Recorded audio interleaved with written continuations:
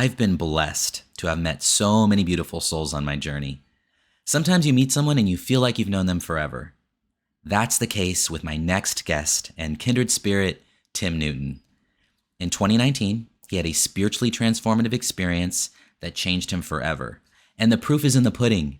In a single moment, he had a complete transformation from having no faith in anything to literally seeing the divine in everything. Now, when someone has an experience like this, where their perspective completely changes the way they operate in the world, I think it's worth looking at. And it's why I host this channel. I love Tim with my entire heart and soul. And I believe the world is a better place because he's in it. And I have a feeling after this podcast, you will too. Enjoy the conversation. Here's Tim.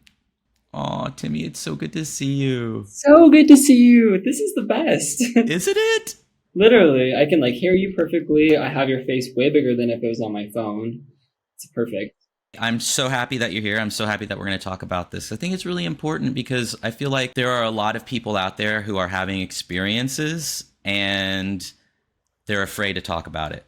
Or, they're afraid of what they're going to look like or what people are going to say. They're going to lose friends. They're going to be seen as crazy. And I think it's just really important to hear from the average everyday person that, hey, we have these experiences. And they matter and they're beautiful, and lean into them rather than be afraid of them. Let's talk about how you were raised spiritually, your background, what you believed growing up, and we'll just go from there. Okay, sweet. Yeah. So, I come from a non-religious family. My mom and dad are, I wouldn't go as far as to say atheists, but God is not a prevalent, or any sort of higher power religion is not prevalent in their thoughts. So growing up, I was kind of not really pulled either which way. My grandma on my dad's side had a pretty good faith, but didn't really care to go to church or anything, and she never forced me, so just wasn't really a part of my life.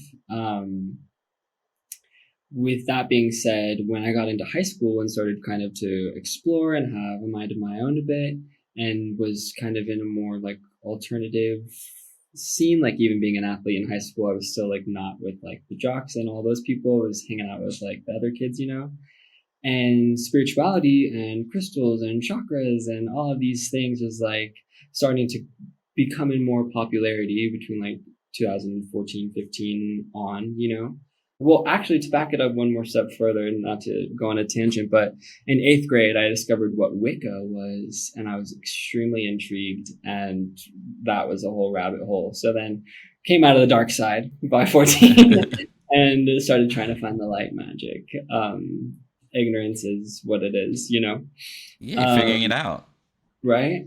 Yeah. And so still no secular faith getting in my way, just exploring meditation and feeling very gentle divine intervention, nothing that I would have really clung on to in the moment, but looking back, this was all leading up to something much bigger.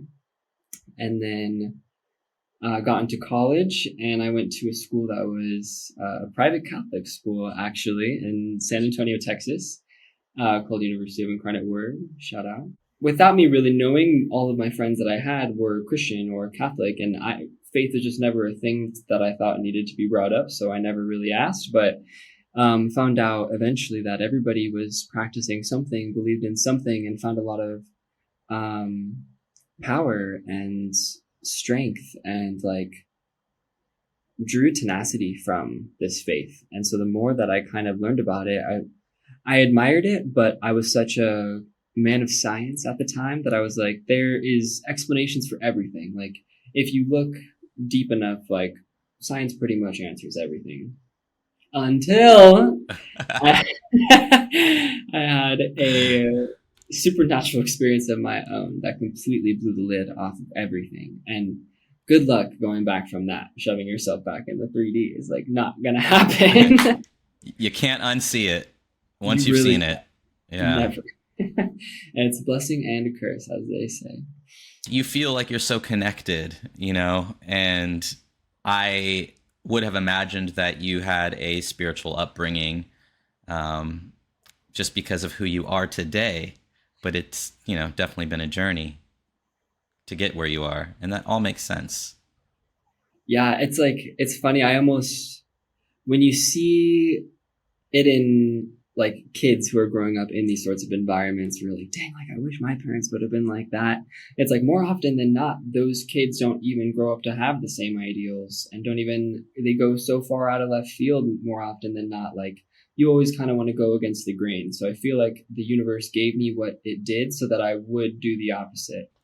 Have you shared this part of yourself with your family, and what do they think about that? Yeah, I did. It was pretty dramatic. Dramatic, not traumatic. Um, after, and I can give my testimony to whenever you want because the supernatural occurrence is kind of what started it all. But I called most of my family that very night and was like, I'm a believer. There's no doubt Okay, about it. let's go into the story, and then we'll go into that then. Perfect. So I was having a kickback at my apartment in Texas. This is pretty much like halfway through my sophomore year of college. And I had maybe 6 or 7 friends over, and they were all practicing Christians. And we're kind of all sitting around, we're hitting the bong or whatever, and everyone's kind of going around saying their testimonies, which at that point I didn't even know what that word meant and what significance it held. And they're like, oh yeah, like so and so, like I went to Acts camp, like church camp when I was younger, and in the midst of prayer, like I felt the presence of Jesus, blah blah blah. And I'm like, I literally like audibly said, like, what kind of conversion camp did you hear that at? Like, it's one of my best friends. Like, I was so nonchalant for me at the moment. You know what I mean? I was like, I had no clue what anything, to be honest. And everyone laughs, kind of upset with me, whatever. I walk off after I say this comment to the kitchen. I get a craving for like some food. I open my fridge. I'm a 19-year-old kid. I have nothing in the fridge. There's some green beans. I'm like, all right, that's what's going on, I guess. So I grab some raw green beans and I start eating them. And then I go around the room like, hey, anybody want a green bean? Like just kind of joking. My friend Megan at the time was telling her story. And when I brought the bag around, she grabbed one and just instantly started crying. She's like, dude, I was telling the story of the trauma that I endured from my grandma. And my only good memory with her was breaking the green beans at Thanksgiving. And that was like our one thing a year. Like this woman who treated me so horrible, we could come together. And then for that split second, me becoming aware of that coincidence drove the tiniest wedge in my brain that what I call God used and just came full force into my body. And everything went red hot, every single goosebump on my whole body. I'm ferociously crying. It feels like I'm tripping on ecstasy. I'm like, I'm a little bit high, but not really. And so I'm like, what is going on? I'm wailing. All my friends come around. They all grab onto me and they're like, this is your opportunity to accept Jesus into your heart or not. Like he's in you right now. It's your decision. And then I'm like so dramatically bawling, like, yes, like I do. I love you. I'm here. I love you all. And just, it's so difficult to even put into words, but it was the craziest thing that had ever happened to me. And I had no clue what it meant, but all I did know was that I had to get more information on it. So I threw myself into Christianity and I started reading the Bible and started going to church and started getting mentors and going to youth groups and all of these things and trying to understand who or what it was that touched me. It just shows you how spirit works because one, you had that group there in support already for you to have this moment. It's like they were there to like cradle you, and it wouldn't have happened facilitate. Had you not had the green beans. Like it was the green beans that like triggered this whole It's thing. literally the green beans, David.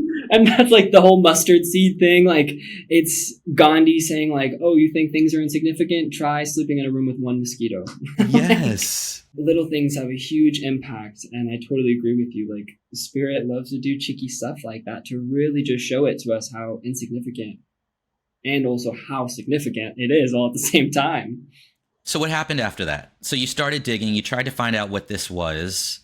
we in the spiritual community a lot of times talk about downloads, and a lot of times like it can come with tingly sensations, or your pineal gland starts to pulse, or your heart honestly starts racing, whatever. Like, it was so much more than any of those things. And what got downloaded like wasn't knowledge that you could put into words. It was like reorganizing my cells to be a good person. And I'm growing up in Las Vegas and Western United States sort of vibe and culture and social class and these things. Like, being nice was not a priority where I was from. And I continued that sentiment into my moving to Texas. And it was like in that moment, it flushed out. It was like a full body brain detox. Wow. And the following 2 weeks were, people talk about this flow state, ultimate flow state, where everything goes my way. Driving in the car, it's only green lights on the way to school. Like, every single thing that I wanted, it was instant manifestation. And I was like, what is, like, loving God? This is what life is like? Holy shit, sign me up. Like, no way, Jose. And then later to find out that my friends had put in a prayer request at all of their respective churches for their people to pray for me in my beginning journey with Christ. And so I had hundreds, if not 1,000 people praying for my well-being for those immediate weeks following my experience. And so it's like, I don't know if it was God on his own, or if it was the collective manifestation of all of these people that I be steadfast in this path. Like, it crazy. I mean, honestly, they're one and the same. If it was the people or if it was him, like, it was accomplished, We're all one. We're all connected. But that does show the power of prayer, the power of intention, the power of thought. You're there now, you're figuring this out, and you call your parents? Yeah, that night I called my grandma first things first, because she was like the person in my family with the strongest faith. And I don't think she really believed me at first. Like, I really had to explain to her like the full process. And like, I was just so giddy, and it was so out of left field for her. She didn't know how to even take it in. And I was like, no, like, I'm not even joking. Like, I'm going to church as soon as church is open. Like, this is my new life. I feel reborn. And I just repeated that dialogue to the rest of them. And I got some laughs, and I got some, you're ridiculous, and how fucked up were you, and blah, blah, blah. But I think everybody in my whole life now has a really good understanding of what this means to me, and the spiritual pillar of my existence, the weight it carries.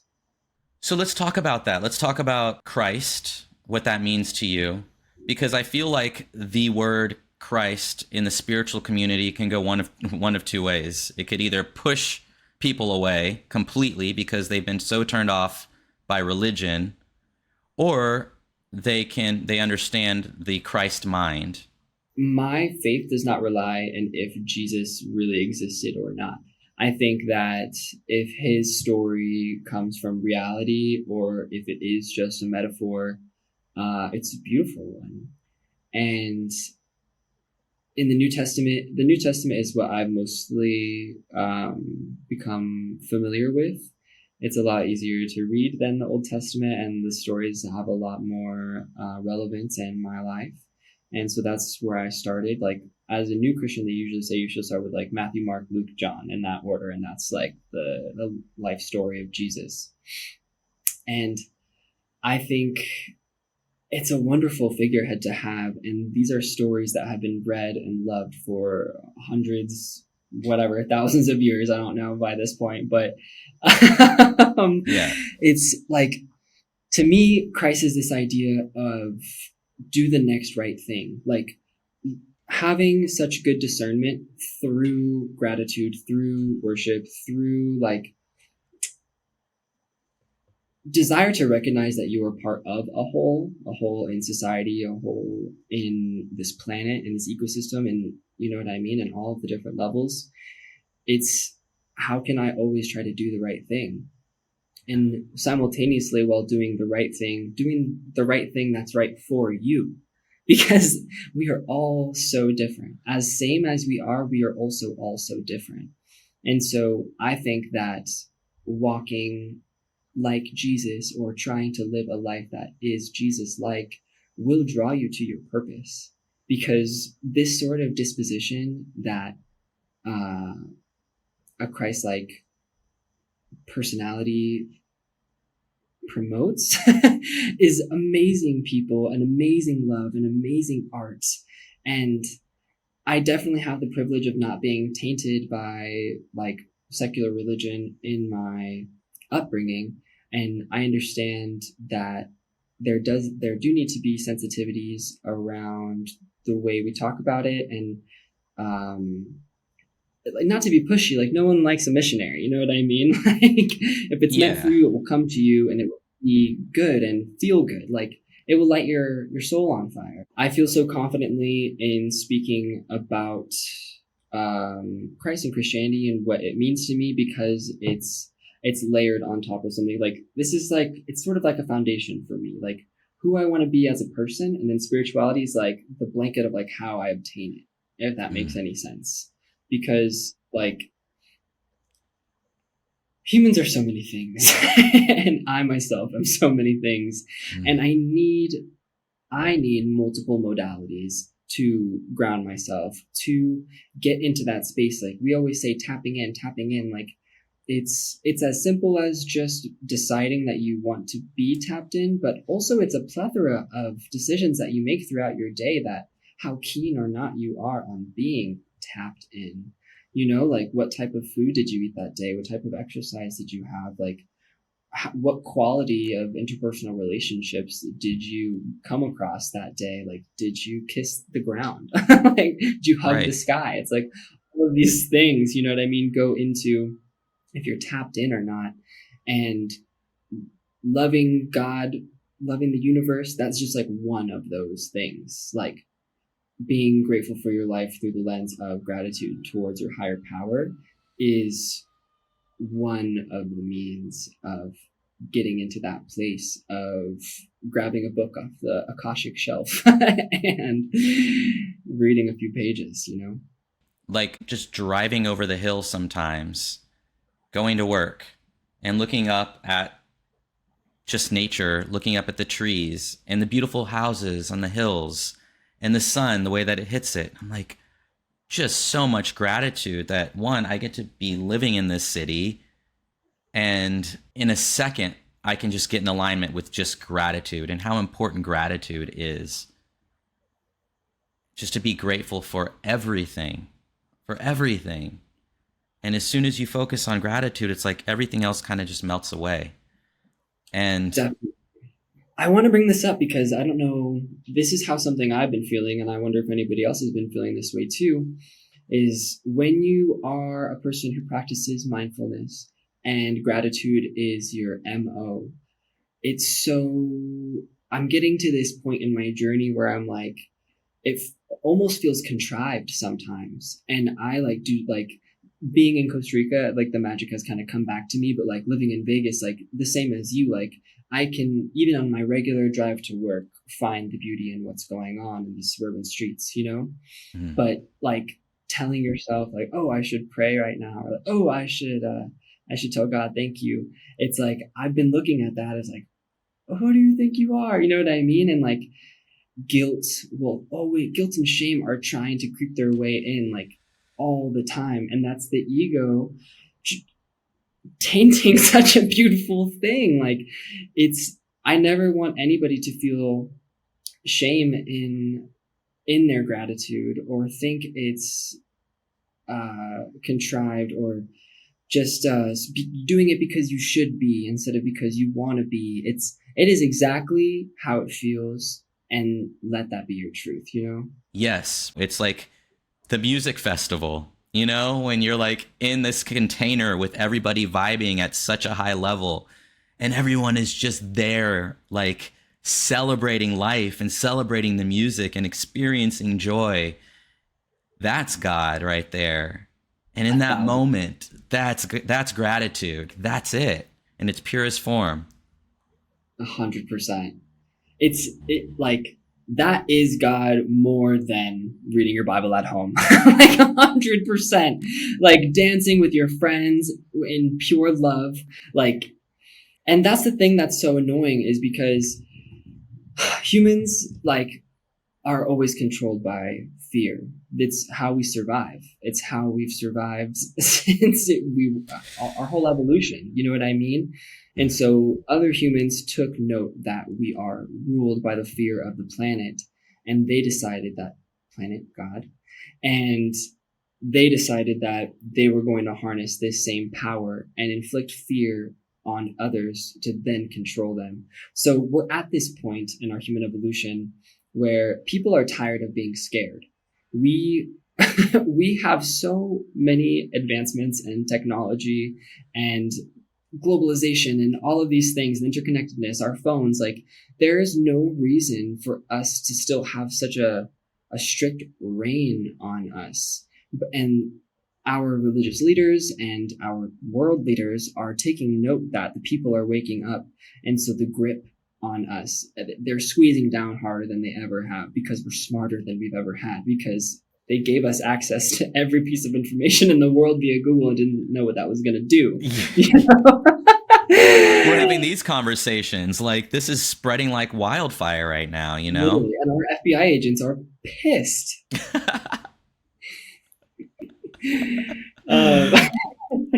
Yeah. So it's like, we really have to be able to break past that fear. And all of the Abrahamic Christianity is the same. Well, no one would crucify me for this, but Christianity is the same as Islam, is the same as Judaism, is the same as all of the Abrahamic religions. They all are shaking hands. You know what I mean?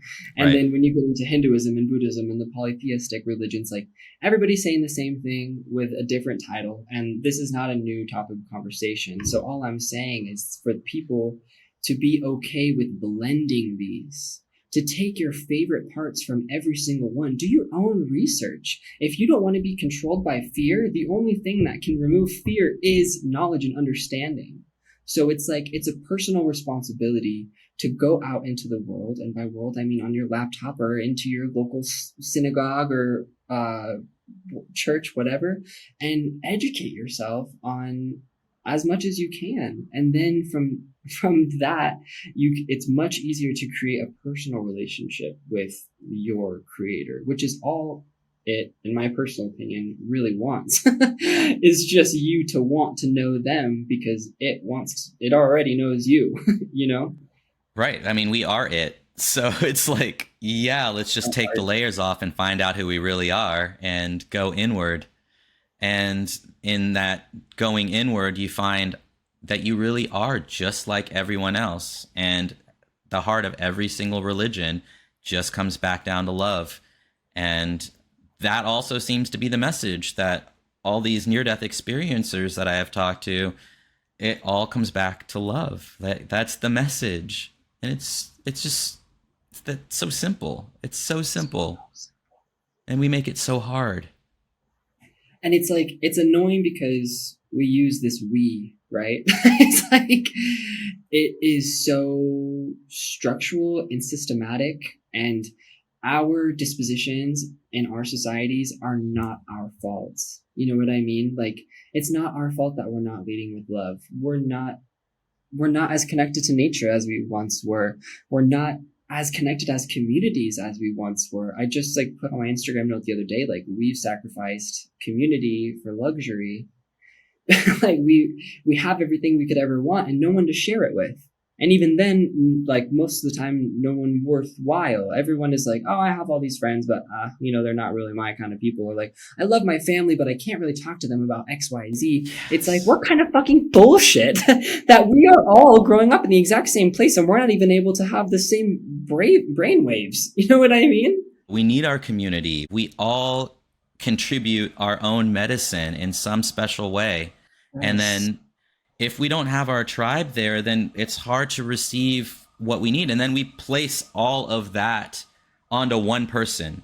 We think that this one person is going to come in and save us, and that person has to be the answer for everything. And That's not how we're designed. We're designed to have like our tribe there supporting us, our community. It's so Yes. important.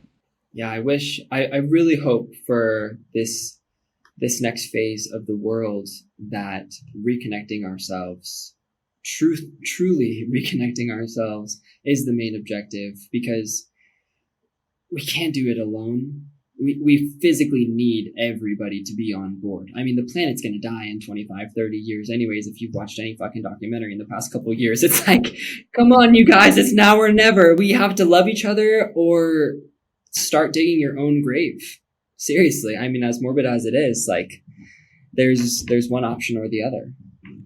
Not to get morbid, we are in La La Love Land. We love God and each other. Yes, for sure. There's just so much with the UFO disclosure thing going on. And I'm just like, are they going to like reveal themselves and show us how to love each other? It's so funny that you bring that up. My school was talking about the UFOs, and it's going to be people from the United Nations that are educated in my field of peace to be the ones. If aliens are to come down and try to make contact with us, it's supposed to be the peacemakers of the UN that are going to mediate the contact of the human race. No way! Oh Just my God. ridiculous. Oh my God. Crazy. I was like, wow, it's so funny that this is talked about. This is a college campus. We're talking about like, oh yeah, we're going to be the ones talking to the aliens to make sure they don't blow up the earth. That's incredible that it's part. I mean, it is part of the conversation, but that the fact that you guys are talking about it, and for the listeners at home, will you just kind of really quick fill in what you're studying in Costa Rica right now? Yeah, for sure. So right now I'm going to the University for Peace, which is in right outside of San Jose, Costa Rica. It's a multidisciplinary program that has students from all over the world, and was established by the United Nations so a little over 40 years ago. So it's just a place for people who want to have the credibility to make impactful change obtaining. And you're going to be the peacemakers with the aliens. Yes, hopefully. I would love that to be my job title. Official alien mediator. I had a psychic on maybe like 2 guests ago, and he gave me like a reading, and he told me that I have a connection with the Pleiadians. Heyo. Do you know anything about them? Yeah, so this is where things get dicey, you know, and like where people like some people will get like, are you joking? So this is all in good fun, you know what I mean? All in good fun. The only reason I'm breaking it up right now is because there are like it's in our reality right now that literally there confirmed. are probably other non-human intelligence either walking here, living here, were here before we were. And now, like, all of the lore that we've heard for years, it's like, is there truth to it? To my understanding, there's a couple different species of aliens that have been interacting with Earth since God knows when. It's like the reptile, like the lizard people, and The it's the reptilians, Pleiadians, yeah. it's the Lumerians, it's the Martians.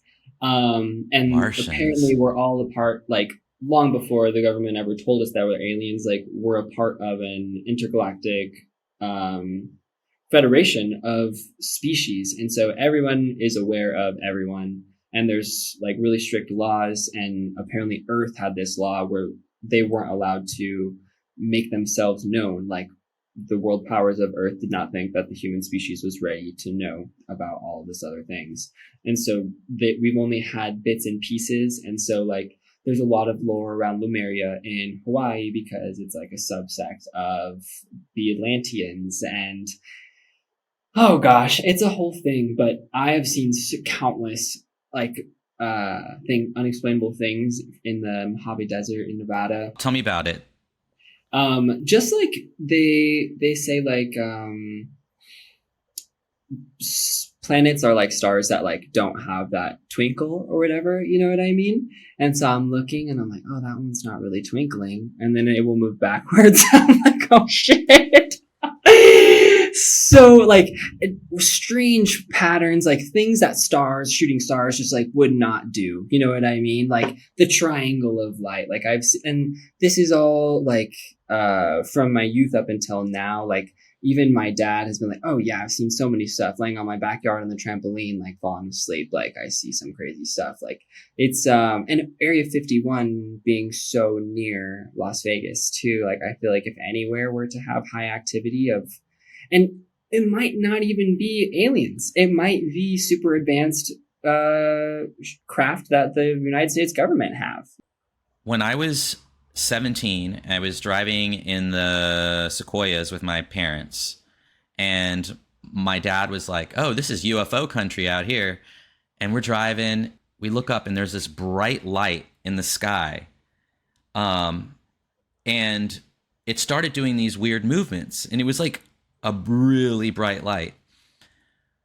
But it had a plume, like it had exhaust or something, like something coming out of it. But it wasn't a plane, it wasn't a jet. And my understanding is UFOs, they don't have propulsion systems like we do. So I don't know what we saw, but then it was on the news that people had seen it all the way to Vegas. So that might have been military or something being tested, one of our... But it caught your eye nonetheless.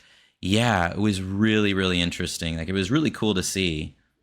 But yeah, that's the only thing I've seen. Like, I always look out at the sky at night to see if I'm going to see something. I never see anything. Shooting stars, but no UFOs. Right? Yeah.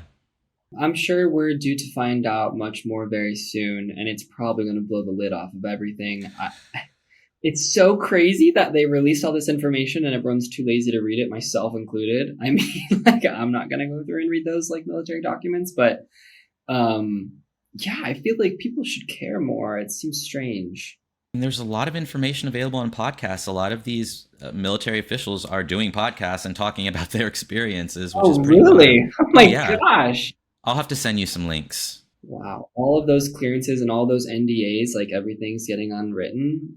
I'm excited to have a complete story soon. Cause I mean, even like Roswell was like the first like real like documented, like publicized, and they made it known to the public. And then it was like days or weeks, something later, it was like a huge cover up. And you're like, no, we were just kidding. I'm like, I wonder if they unclassified those files and showed us the real ones of like what actually happened at Roswell. I don't know. The powers that be, whoever is running this super underground black budget program, they don't want it to be known. You want to hear a scary theory I have? Yeah, I do. So this is like, I would hate for this to be the reality, but like it checks out in my brain. I don't understand this whole, like, it's all the 1%ers, right? So it's like all the presidents, like all the world powers, like no, everyone's just a figurehead for the most part. And it's like the wealthiest of the wealthiest people that own all these companies that control everything, right? And these countries are merely just pieces on a chessboard to them. And that's been explained to me like in readings with mentors, with, you know what I mean, people of importance. Like it's like a known thing at this point that nothing is as it seems, you know what I mean, on a governmental level, on a global scale. With that being said, if these people who control everything have been in control for God knows how long, it's like, and also the rich people in the world isn't Jeff Bezos or Mark Zuckerberg. It's like people you will never know their name, you know? Those are the real people who are winning. So if it's not power because they already are as powerful as they can be, and it's not control because they already control the whole world, what is the resource that they're getting from us all being so asleep and so cog-like? And my theory is that, like, it's actually not 1%ers, it's aliens, and they're farming our literal life force out of us. Like, us being in these 9 to 5, us being the human experience being a spectrum of, like, child labor, horrible, terrible things in some far off land, to the person who almost equally wants to kill themselves working at a bank. You know what I mean? It's like we are in such mass tyranny that is not attacking our basic needs. So it's not setting off any alarms to our nervous system, but it is killing us. So it's like, Slowly. It's like a why do slow you want death. to kill us? Yeah. You know what I mean? So it's like, what is the resource there? It has to be something. What is it though? Why? Why? They can't have any more money than they already do. So it's like, what do you want from me? At the same time, like so many of us are waking up, but we're still stuck in the matrix, you know? We still have to operate by these rules. And we still have to constantly navigate in and out of it, because the old saying, like, you got to play the game to win the game, is so real. And spiritual people know that to be true, because even the most woo-woo person still is doing taxes. You know what I mean? Yep. Gosh, you can only get so into it before you're pulled out of it and you have to fight for it back. It's wild. I know. Let's just buy our commune. Yeah, let's do it. I'm there. Build our farm. Milk our goats. Where are the goats?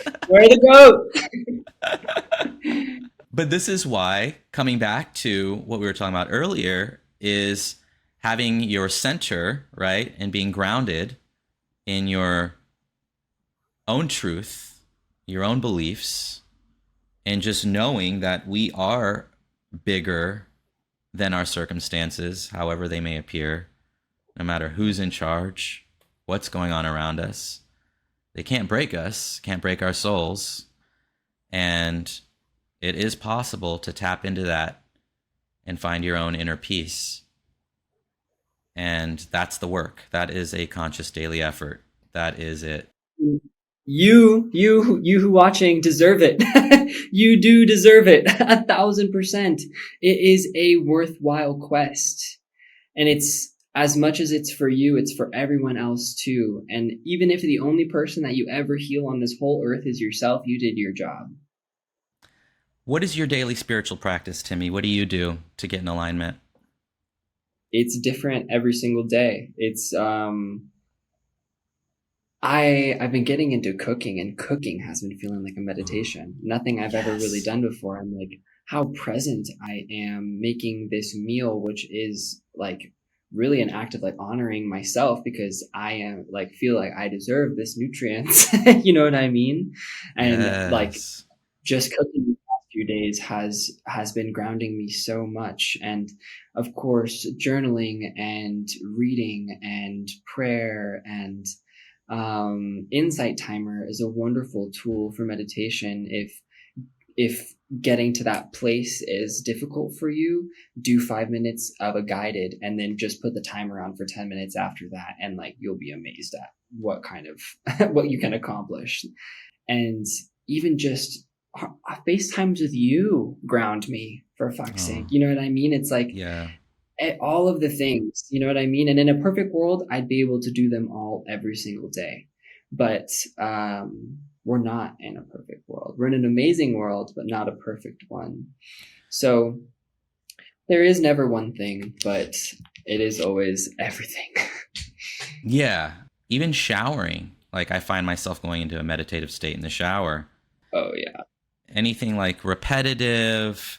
For me, I have my altar time in the morning, and I just sit by the altar and I start with gratitude, and I call in the light. I call in my angels and my ancestors to be with me in the moment, and just give thanks and ask, how can I be a vessel and a channel for love to flow through? And just like Marianne Williamson says, like 5 minutes in the morning will set the tone for the rest of your day. So if you just give spirit 5 minutes, it just sets the tone and it starts to build momentum. As we start it with the news, or we start it with television, or we start it with something that's just not positive and uplifting, then that sets the tone, right? Then now we're on social media, and now we're looking at someone else's life. And then there's the comparing my life to their life, or whatever it is. So it's like, really, like, social media can be great. It can be a tool, right? It's like, you can use it for good, but it can also be destructive. Just like a knife can be used to survive, or it can be used to kill. So we just have to do everything Yeah, in and that's moderation. honestly not far off analogy.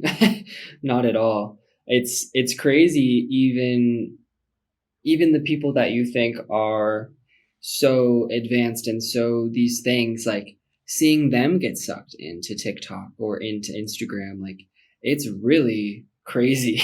Like we none of us are better than it, so it's like we really got to stay on our toes with that stuff.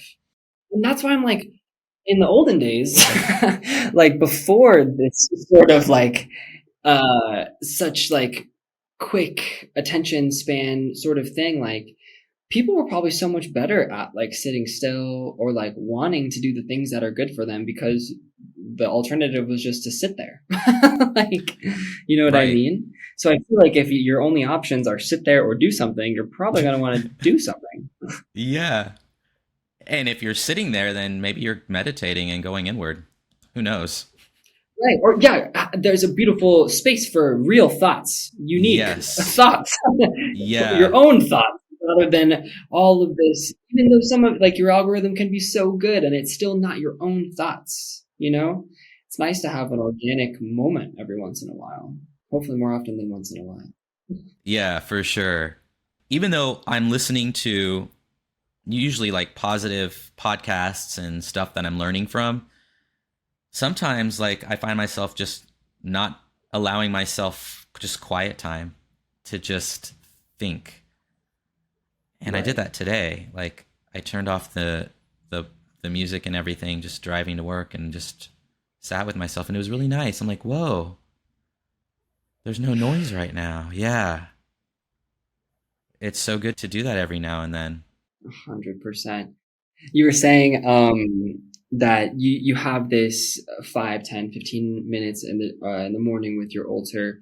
Do you find yourself in moments of crisis throughout the day being able to draw back on that piece? Like, do you think about that 10 minutes in the morning throughout the day? Or is it kind of like you do it, it sets the tone, and then you're hoping or the rest of it kind of just like funnels down? Because I know that personally, I never end up like drawing back on that morning piece. Like I always do it and I forget I ever did it, you know? Yeah, no, that's a good point. Sometimes you can get sucked into the world really fast, and we become identified with our circumstances really quick, and we forget.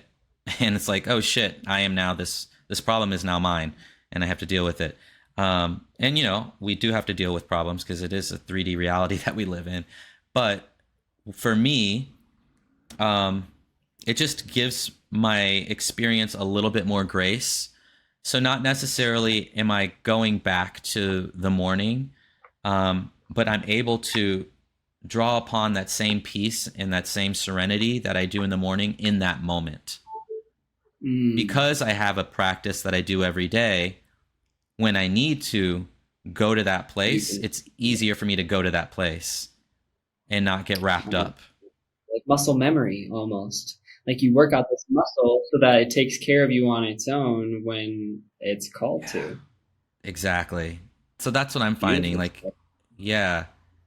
And it really does help. It really does help. I find myself way less reactive than I used to be. And it's just putting it into practice just because, like, I'm just tired of the world just beating my ass, you know? Because the world's going to Literally. constantly beat your ass. Like, it doesn't stop. It doesn't matter, like, how spiritual you are or how much you pray or whatever. Like, the world is still there and it's still going to bite you in the ass. But that's okay because we're here to have the human experience. That's why we're Yes. here, to get messy and to feel that, but not get caught up in it, not to dwell in that, but to like learn from it and grow from it. Okay, what is the lesson in this Find moment? purpose in it. What's that? Yeah, finding purpose. Right. Exactly. If like, even if you don't believe in anything, like the easiest thing to make yourself feel not alone in this world is to have the idea that everything happens for a reason. It's like at the very least, let that be your guiding light. If you can jump on board with that, it definitely makes things a lot easier for sure. Everything is connected. There's a purpose to everything. Yes, we have free will, but I feel like it's divinely guided. I just don't think we can fully comprehend in our like human brains how that looks or why that is. But how fun it is to look back and the map be so clear as to how you got there and why and what events were the catalysts and the canon events to get you to that point. It's like, it's no one wants to trust that God's doing what he's doing, but yet it's so easy to acknowledge what he's already done. It's so cool to look back and to be like, oh yeah, I remember that moment that sucked really bad for, a few weeks and I was rock bottom. Well, I needed that. Right? Gave me the capacity for the empathy to do this later on in my life, and I wouldn't have known those skills if I wasn't in that place to meet that person, and blah blah blah. It's like, it's awesome. It just is great. The greatest gift that I've ever been given is the realization that God is real, and to be able to experience that, to be able to experience that in ceremony is just so magical. I'm so blessed to just have the opportunity to work with that medicine. When you make the decision that you are a magical being and you start living that way, like, even though your existence at that point is so much more heightened compared to what it maybe was, it becomes your new baseline. You know what I mean? Which each thing, like, we're always leveling up. And so ayahuasca, sitting in ceremony with our tribe, with the people that we love, and with the beautiful music that comes from it, it's like, it helps remind you that, like, it really is magic, because like we can experience this magic every day. We're on our journey, and then boom, like, you forgot for a second, here it is. Like a mother's home. Yes, I think it's time. I think I'm due for another ceremony. And like, maybe we could plan that maybe next year together or something. Mm-hmm. I would love that. Yeah, I'm so down. Some healing tourism. Oh God, yes. Yes. I don't remember what you said it was, but you showed up at this person's house and they were holding a ceremony and you were like, oh, I have never done this medicine. And it happened to be an amazing experience. What was that? Yeah, so it's so we won't funny say because names, but yeah. we won't say names, but I had left church that afternoon or that morning, and I had called my friend who is a medicine man, and I was like, so and so, I am feeling so torn up. I brought myself to church to try and get out of this funk, but it didn't really do the trick. I'm still kind of seeking right now. I'm in this state of seeking and this unease. And he was like, I'm hosting this ceremony tonight. It's going to be a sananga ceremony with a gong bath. And in my head, when I heard sananga, I was like, oh, maybe that's like a type of gong or something. He's like, yeah, I'll go to this sound bath. So little do I know, I pull up to this sananga ceremony, and he's setting up his gongs. I'm helping him, whatever. We're getting the space set up for the people. Everyone kind of starts to show up. We're all sitting down, and it's ready to begin. He goes, all right, raise your hand if you don't know what sananga is. No one raises their hand. I'm freaking out inside. I'm like, what is this? What is this? Did you raise your hand? To explain. No, of course not. I wasn't going to be outed as the dummy. And so I knew I was going to be along for the ride, whatever it was. And so he kind of, I think he reads the room, and there's some uncertainty. And so he goes on to explain that sananga is a plant, a bush that grows in the Amazon. And they kind of I don't know what the process is, but they turn it into eye drops. And so this has been used in ceremonies for thousands of years in South America. And so it's not supposed to be psychedelic. It's supposed to be transcendent, but it doesn't have any like hallucinogenic properties, allegedly. But for me, I was the first one in the circle to go. And he was like, yeah, it burns for like, 2, 3, 4, 5 minutes, whatever. Like, can be for longer, but it's not so bad. So I'm like, I don't even like doing regular eye drops. I'm like, this is not my vibe. Like I'm such a baby with those. So he's like, okay, I'm gonna drop it in, and then you're gonna blink your eyes open and flush the liquid in. So he puts Hmm. whatever 2, 3 drops into the corners of my eyes. I blink it in, and David, I am not lying to you when I am met with the most excruciating pain of my life. It was so profound that it sent my whole body into a state of shock, and I immediately started lucid dreaming. So it was like 2 minutes of like kind of, I didn't want to scream, but it was this sort of like moaning that was like emanating from my body while I was just like kicking my legs and stretching my arms out and trying to just become comfortable in this extremely uncomfortable state and also stay calm. You know what I mean? Just trying to breathe through such extreme pain threw me into this astral projection where I just went into space just like the old days and got to like kind of compartmentalize all my problems so I could separate them, all of the pieces, all of these symptoms of like, you know what I mean, the major issue, and solve everything. Just answers coming straight from the Oh, ether, like whoa. helping me get through these, you know what I mean, trivial issues, but I mean, were so real to me in the moment. And I'm kind of coming in and out of consciousness, hearing a few gong noises, whatever, the swinging chimes, my favorite fucking things. Um, and in my head, it had been like 10, 15 minutes or so of this like journey. And he kind of wakes everybody back up, and little do you I know, it's 2.5 hours later. So No. I went on this journey around the cosmos, solving all of my issues in that moment, thinking that it was 5, 10 minutes, and it was 2.5 hours. And usually psychedelics are the opposite way. Like it's 5 minutes, but it feels like an hour. This was two Right. hours, but it felt like 5 minutes.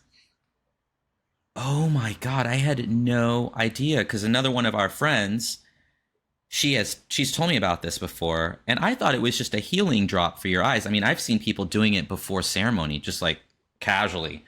Like, they're No, like going like maybe this, but the I'm like, diluted version of something. I well, they're in pain, but I could tell, but still, like, I would not be able to do that just before, like, casually before ceremony. I Yeah, so blase. Like, oh, let me just throw some sananga in my eyes before let's get this going. No, but apparently it also, like, it can improve your vision and help heal your eyes Yeah, as and like well. heal cataracts and crazy things. Yeah, he was telling me, I was blown away by that, and it's not dangerous at all. It's one of those things where it's like you have nothing to lose, only to gain, and it's beautiful. I mean, I guess the thing you're giving up is the pain for the Yeah, blessing. You know. for sure. That's wild though that it put you in that trance and that you were able to have that healing experience from it. I didn't know that it was used in ceremony like that, but I guess that's a point. You got something out of it. Right. And then honestly, my favorite part of ceremony was right after ceremony. The next day, I was just in my kitchen at night getting a midnight snack, and I had a insane memory regression all the way back to my childhood when I had first met my stepmother, and then all the way back to when my parents were still living in this condo. So I must have not been more than like 3 years old. And it was like the most pristine images in my head of reliving these sort of initial things that set the tone for some of my dispositions that I don't like about myself currently. I was like, whoa, okay, the stem. I'm seeing really how this all snowballed, and it everything I don't like about myself comes from me wanting others to like me. So it's like it's really it just gave me so much clarity. So it was like so beautiful in the moment, and then directly one day after I get a huge download that just completely flips the script on one of the things I've been struggling with the most. I'm like, Wow. blessing. Wow. That's incredible. I had no idea. I was like close to trying it, but now like I feel um the pain sounds Very I'm difficult. sorry. I have such a small threshold for pain. Like I'm a proper baby. Some people said that they didn't mind it so much. Everyone has their Yeah, own for thing, sure. but we Yeah. have these beautiful light eyes. They're sensitive, you know. I know, they're so sensitive. How long did the pain last? It's hard to tell, but I would say anywhere between 5 and 10 minutes. Oh, that's a long time. It is.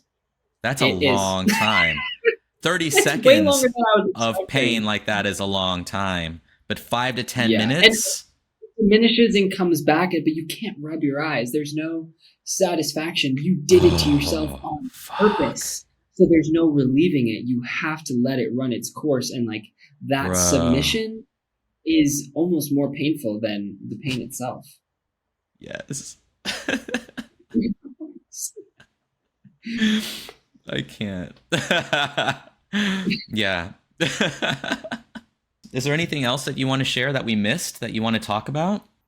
I kind of wanted to get into I've been on this like journey of polytheism, of like taking my like mono daddy god, but then also making time for prayer of like to the earth specifically, or to like the body of water that I'm in, or to the tree. And like I've been like ever since my road trip with my family, I've been feeling really called to like everything cerebral is like all these downloads that and like in my head, and all of the blessings that I are come from realizations I feel like are the God and this like ideal and this like classical sense. And then this like all of the things that happen to my body and to my soul and like in my environment, like I want to just pray for everything these days. So it's like I don't even know, but I don't think I have the vernacular to really discuss what I'm feeling or That's what I'm trying okay. to know how to feel. Yeah, maybe we'll have another conversation somewhere down the road that where it's like landed and Yeah, you're able to put it into words. But yeah, that's beautiful. Like, I like that. It's like showing gratitude for your present moment with what's giving you that joy, which is like the ocean or the earth, or and communing with it, I guess. Yeah. right. Yeah, because I mean, all of these ancient cultures, like they had a god for everything because they Yeah. thought everything deserved to be worshipped, and like, not really provoked by that in any sort of way. Just having my own experiences in nature, feeling called to give them some floor, you know? Yeah, it doesn't matter what we call it. Like, it's all going to the same mailbox. You know what I mean? No, exactly, right? Like, And so we it's like could you don't have to whatever. feel bad.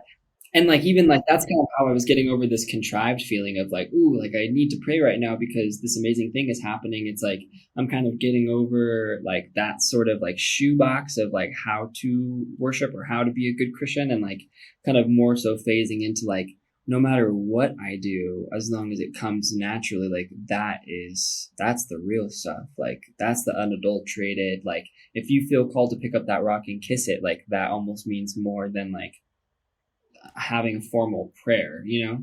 That is a prayer right there. That just like reminded me before this call, I have this plant in my room and I was about to throw it away. And I'm glad I didn't because it's got one, it, it, I don't even know what kind of plant it is, but it's beautiful. And it has one little leaf. There's like a little thing that just started to unravel. And today it's just like this big, beautiful leaf. And I went up to it and I'm just like, oh, you're so beautiful. And I gave it a little, like two little kisses on the leaf. And I'm just like in the moment with that beautiful divine creation, from God. And that is a prayer right there. The kiss, you 100%. know? And like from a your perspective, like God used you to keep that alive so that it could become that leaf. Because if you would have thrown it away, it wouldn't have It become that. wouldn't. So like you were acting as God in that moment, allowing that creature to reach its potential. And you know what? I do have to give credit where credit is due because Bo was like, don't So throw this away. oh, Don't throw it Bobo. away. Don't throw it love you, away. Bo. Shout out, Bo. It had like three like beautiful leaves on it. And then the last one died and I was like, okay, I guess it's done. But no, I just kept watering it with love every week and then it came back. That'll do. Yeah. I love it. Did you name it yet? No, I haven't named it. I don't know. I'm kind of like scared to give it a name because what if it dies again? It's probably Roxanne. Okay, Roxanne it is. That's actually kind of I think that works. It's a That good works for name her. plant. You should see my fern now, Timmy. My fern in my room is so big. It was so big before. It's even bigger. Yeah, she's huge. Like you could like she's starting to cover my altar, so I'm like I don't know what I'm gonna do with her. Do I move her? Do I just What should I prune you? do you prune ferns? Like what do you do with those? I don't know. I'll Yeah, have to I'm figure not that out. sure. I think it would be. I'm sure you could. It wouldn't suffer from a bit of pruning. It'd be nice. The jungle room. Honestly, I love the altar though. It's like a canopy. It does feel like a canopy. Yeah. Yeah. Did you take yours with you? Your altar? I have. I'll show you when we FaceTime later. But Okay. it's. I just brought like my regular guy that has like maybe about 10 to 12 stones in it, and my Tibetan singing bowl, and so they're just kind of like arranged on my desk. The full moon's coming up, which I'm so excited about. First full moon in Costa Rica. Oh, nice. A little nervous about how to do a ceremony because there's so much wildlife. Like I would be afraid to be in at night, Oh. like in a space, like for the jaguars and stuff. So, Oh. That's a thing. Yeah. You yeah, are like I'm scared. Like I have open concept house, so like the garden, it's like a horseshoe. So for me to get to the kitchen, I have to go through a courtyard space that's open to the jungle. So it's like anything, coyotes, like anything, pumas, like could in theory be right there. It's a fun game. Yeah. Yeah, be careful. Maybe is there Thanks. like something you could carry on you to scare it or like have bear spray? I don't know. Does bear spray work? Um, I think that the rainforest operates similarly to the ocean, where if you submit to become a part of it, like if you become a part of the ecosystem, it's like not Gonna going to work. hurt you. You know what I mean? Yeah. Like these things, like they don't want to eat you, they don't want to hurt you, they don't know what you are, or you know what I mean, kind of thing. So like they're Yeah, more I would curious hope rather so. than anything. So I am hoping that might be ignorance is bliss, but I'm gonna hold on to it as long as I can. I think that's beautiful. Let's just be cautious though when you're taking those steps at night. But yeah, yeah. But that's true. I mean, there's something to that. You are, when you're putting that energy out there of love, hopefully it's received and And respected. people lived here for a very long time and there was no doors. So it's Okay. and I Yeah. think because I lived in the most like remote part of Costa Rica for those couple weeks a few years ago and was living on a platform with no walls, no doors, no windows. So I kind of like felt like and I watched the guys like Brazilian wandering spiders like right next to his sandal and him not caring because he's like I am giving off like the aura, the vibration that like I am you. Why would you hurt me? Yeah. You know what I mean? And so watching that through a local's, you know what I mean? It's like I'm trying to now embody that. Yeah. That's beautiful. I love that. Yeah, ignore the bear spray comment. I didn't mean it. No, it's totally normal. We have nothing that can kill us at that point. You know what I mean? It's Yeah, like I know. I mean, the I'm such a our city survival boy. is not even on the radar. I'm such a city boy. Like I don't like I wouldn't know how to survive out there if I didn't, know better I'll or was protect you, with a David. guide. I'll protect Thank you. Thank you, Timmy. I need it. Oh, it was so wonderful chatting with you. so beyond. I was gonna say if like people want to find you, connect with you, do you want to Oh share? yeah, for sure. A couple different things. Aqua underscore poppy on Instagram. Aqua poppy regular, no underscores on Spotify for music. And same for TikTok. You'll find me if you just type in Aqua Poppy on anything, honestly. Awesome. Thanks for the plug-in. I definitely want to check in with you next week and see how things are going. Yeah, of course. This has been more than marvelous, David. Thank you so much. I love you, Timmy. Love you more. Have an amazing night. You too. Bye. I'm exhausted and we just started up. How could they do to us? The system is fucked.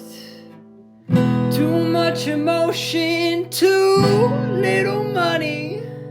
Not even a sweet girl to call money. The planet is dying, they found UFOs. I promise God I really am on my toes. The day is long and the road is far. Last time I checked, I don't even have a car. You can't stop me. I bought a one-way ticket and the airline is freedom. You can't stop me. I bought a one-way ticket and the airline is freedom. I thought I'd let you know if you don't like the show. Just throw the whole damn TV out. We are the authors of the current history. The pen is marked with blood, but we can wipe it clean.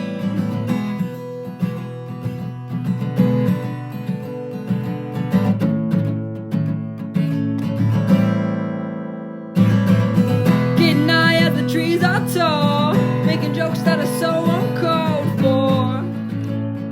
I swear love is at my core. Getting high as the trees are tall, making jokes that are so uncalled for. I swear love is at my core. You can't stop me. I bought a one-way ticket and the airline is freedom. You can't stop me. I bought a one-way ticket and the airline is freedom.